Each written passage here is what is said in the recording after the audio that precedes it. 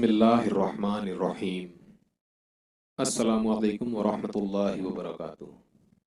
Dear viewers, मैं मोहम्मद सलमान सुल्तान एक बार फिर से आपकी खिदमत में हाजिर हूँ 10वीं जमात की अंग्रेज़ी की एक नज़म अ टीन एजर्स प्रेयर लेकर अपने YouTube channel being genius beyond the talent के साथ।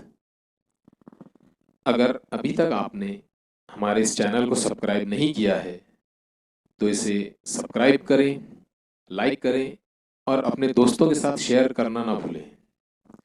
तो चलिए हम ये पोएम शुरू करते हैं।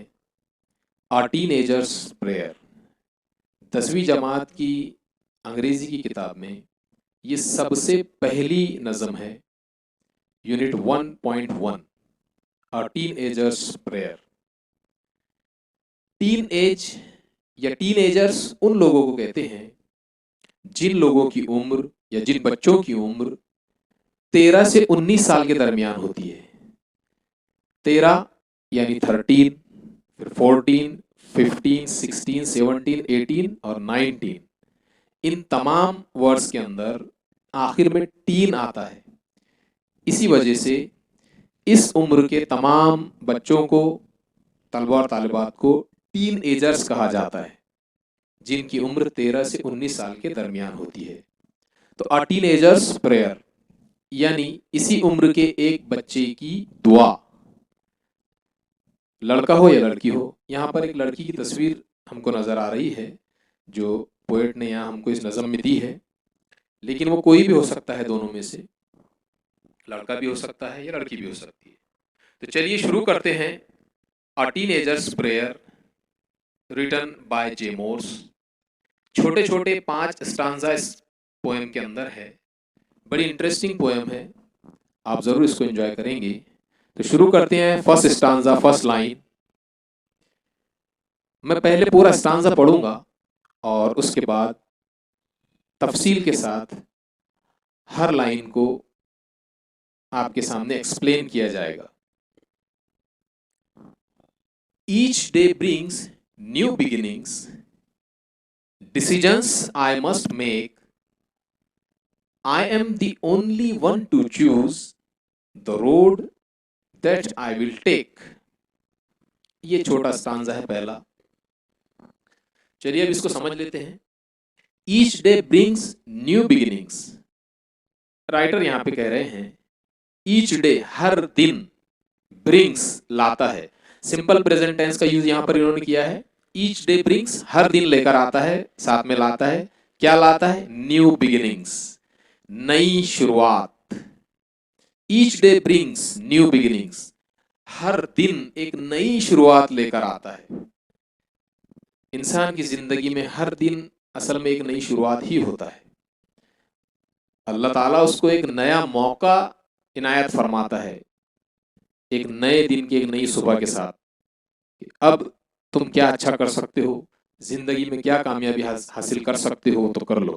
तो each day brings new beginnings, हर दिन एक नई शुरुआत लेकर आता है।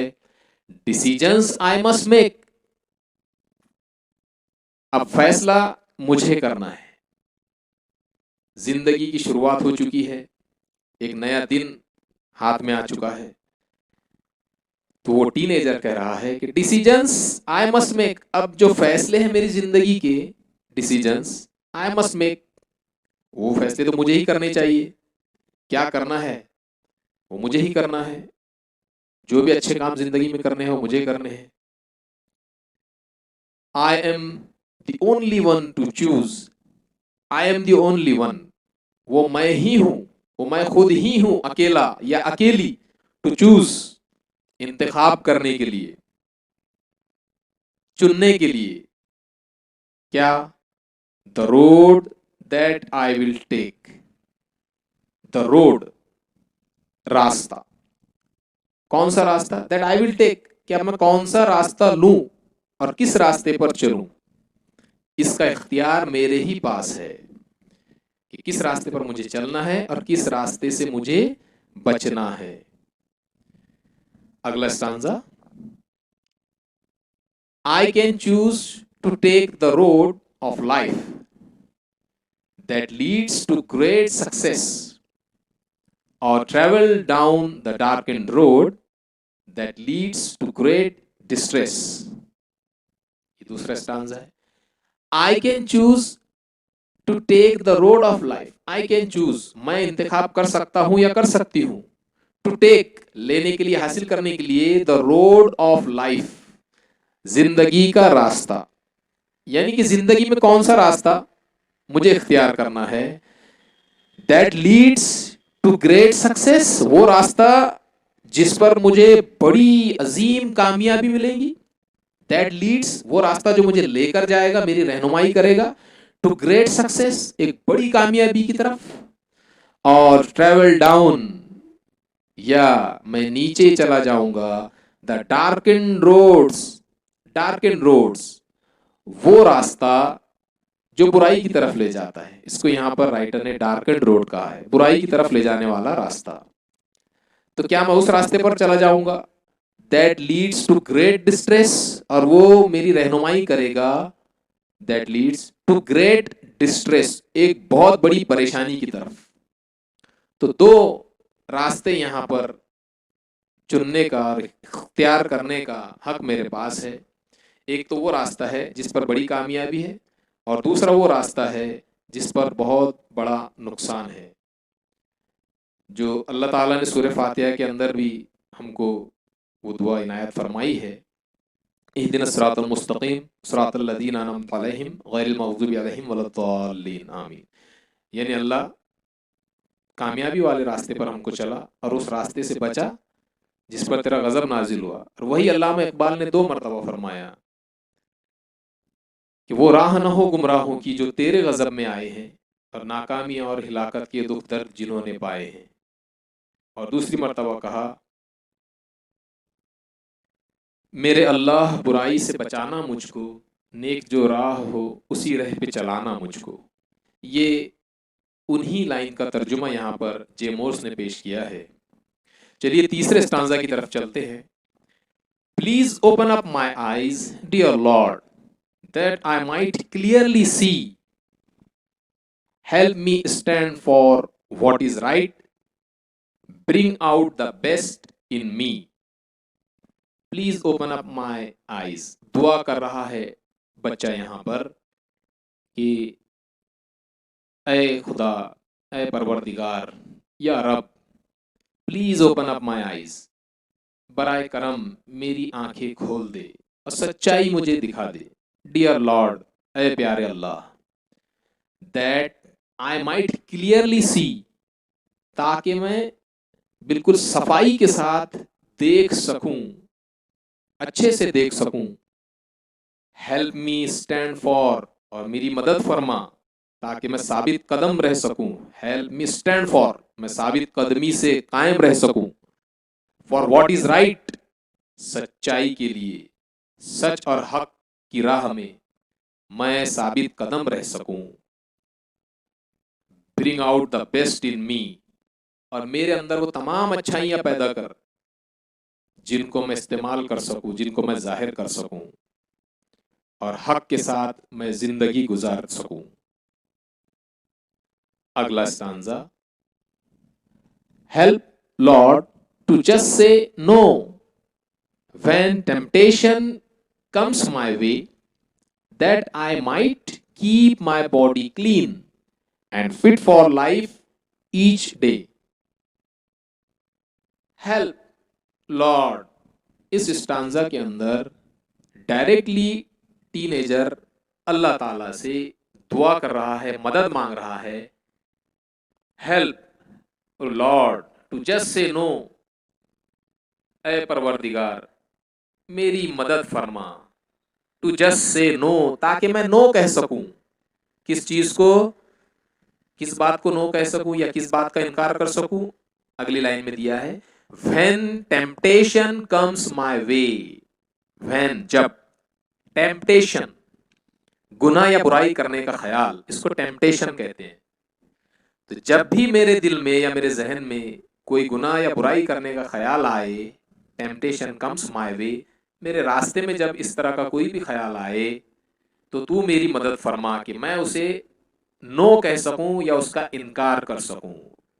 Help Lord to just say no when temptation comes my way, तो मैं उसका इनकार कर सकूं बुराई का। That I might keep my body clean, ताकि मैं अपने जिस्म को पूरी तरह से पाक रख सकूं। दैट आई माइट कीप, मैं अपनी बॉडी को, अपने जिस्म को रख सकूं, मैं बॉडी क्लीन, पूरी तरह से साफ सुथरा अपने जिस्म को रख सकूं। यानी साफ सुथरा से मुराद यहाँ पर गुनाहों से पाक रखना है, तो मैं उसको गुनाहों से पाक रख सकूं और बुराई का इनकार कर सकूं। And fit for life each day, और हर रोज मैं जिंदगी को सही ढंग से गुजारने के लिए फिट रह सकूं। Fit for life each day, रोजाना मैं नई तरोताजगी के साथ अपनी जिंदगी को गुजारने के लिए तैयार रह सकूं। आखिरी stanza, when my teenage years are over I know that I will see that life is lived its very best with you walking next to me. आखिरी स्टांजा के अंदर वो टीनेजर कह रहा है कि व्हेन माय टीनेज, कि जिस वक्त मेरी ये टीनेज है, 13 से 19 साल की जिंदगी है, teenage years are over, जब ये 19 साल खत्म हो जाएंगे, I know that I will see, तो उस वक्त फिर मैं देखूंगा अगली जिंदगी में, that life is lived its very best, कि मेरी जिंदगी जो गुजरी है वो बहुत अच्छी गुजरी है, ये मैं आगे जाकर देख सकूं। और मैं जानता हूं, आई नो दैट आई विल सी, कि मैं उसे देखूंगा, that life is lived its very best, ताकि मैं अपनी जिंदगी बहुत अच्छे ढंग से गुजार के आया हूं, ऐसी मेरी जिंदगी बना दे, ताकि 19 साल की एज खत्म होने के बाद मुझे उस पर अफसोस ना हो और मैं खुश होकर अपनी गुज़िश्ता जिंदगी को देख सकूं कि मैं बहुत अच्छे ढंग से अपनी जिंदगी गुजार के आया हूं, ऐसी मेरी जिंदगी बना दे। With you walking next to me, और उस वक्त फिर मुझे पता चले कि मेरी जो जिंदगी गुजरी है, विद यू, तुम्हारे साथ, ऐ अल्लाह, ऐ रब, या रब्बी, विद यू, तुम्हारे साथ, वॉकिंग नेक्स्ट टू मी, क्योंकि तुम मेरे साथ चल रहे थे। ये मेरी टीन एज की जो जिंदगी है, इस पूरी जिंदगी में जब से मैंने समझ संभाली है, तब से लेकर अब तक, ऐ परवरदिगार, तुम मेरे साथ चल रहे थे, मेरा साथ दे रहे थे, ये मैं आगे जाके महसूस कर सकूं। और ये उस वक्त होगा जब मेरी जिंदगी गुनाहों से बचकर नेकी वाले रास्ते पर चलेगी, तब आगे जाने के बाद मैं महसूस कर सकूंगा कि that life is lived its very best, मैं बहुत अच्छे ढंग से जिंदगी गुजार के आया हूं या आई हूं, with you walking next to me, क्योंकि तुम मेरे साथ साथ चल रहे थे और मुझे गुनाहों से बचा रहे थे। तो ये मुकम्मल नज्म यहाँ पर हो चुकी है। अगले वीडियो में इंशाल्लाह हम इसका वर्कशॉप और एक्सरसाइज देखेंगे। मुझे उम्मीद है कि आपको पोएम ज़रूर पसंद आई होगी, आपने इसको एंजॉय भी किया होगा। स्टडी करें, वर्कशॉप के क्वेश्चंस आप देख सकते हैं।